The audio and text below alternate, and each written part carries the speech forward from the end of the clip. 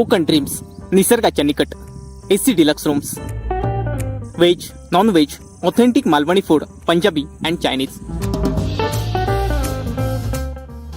Contact number 9769426601 or 8369393996. Address Konkan dreams, Jai Ganesh Mandir road, Medha, Malvan 416606.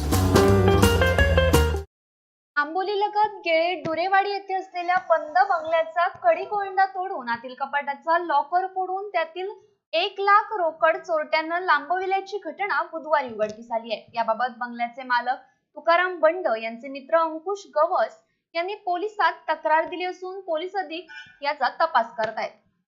दरम्यान आतापर्यंत शहरात सुरू असलेले घरफोडी व चोऱ्यांचे सत्र आता ग्रामीण भागात सुरू झाल्यानं ग्रामस्थांमधून भीती व्यक्त होते.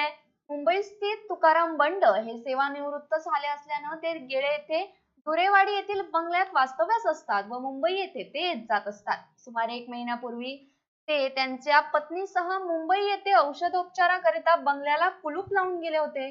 बुधवारी तुकाराम बंड यांच्या नातेवाईक लक्ष्मी काशीराम गवस राहणार डुरेवाडी गेळे या बंड यांच्या बंगल्यापाशी देखरेखी करता गेल्या असता त्यांना बंगल्याचा पुढील दरवाजा हा उघडा असलेला दिसला म्हणून त्यांनी हाक मारली, परंतु आतून कोणीही आवाज दिला नाही.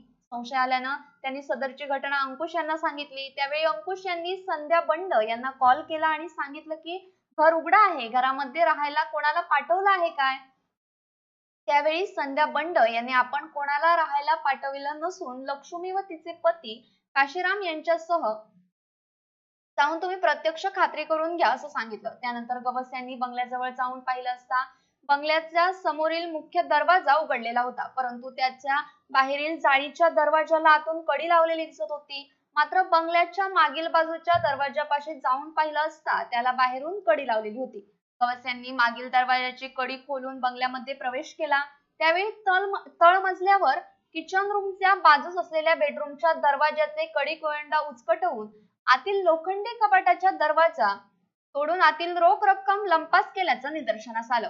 याबाबत घरमालक संध्या बंड यांनी दिलेल्या माहितीनुसार कपाटात ठेवलेली 500 रुपयांच्या 100 नोटांची 2 बंडल असे 1 लाख रुपये अशी रक्कम त्या ठिकाणी नव्हती, तर लोखंडी कपाटाचे उजवीकडील लॉकरच्या चोर कप्प्यात ठेवलेली 1,51,200 रुपये इतकी रक्कम मिळून आली. तर बंगल्यातील इतर कोणत्याही वस्तू चोरीला गेलेल्या नाहीत. केवळ कपाटाच्या डाव्या बाजूच्या लॉकरच्या चोर कप्प्यातून 1 लाख रुपये इतकी रोख रक्कम अज्ञात चोरट्यानं चोरून घेऊन गेलाय.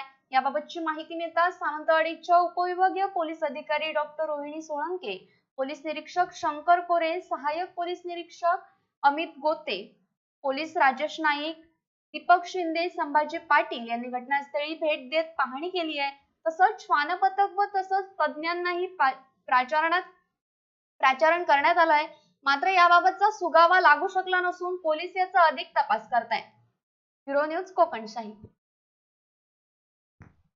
असे नवनवीन व्हिडिओ पाहण्यासाठी कोकणशाहीचं यूट्यूब चॅनल सबस्क्राईब करा व बेल बटन प्रेस करा. तसेच फेसबुक पेज लाईक करा आणि इंस्टाग्राम पेज व ट्विटर पेजला फॉलो करायला विसरू नका.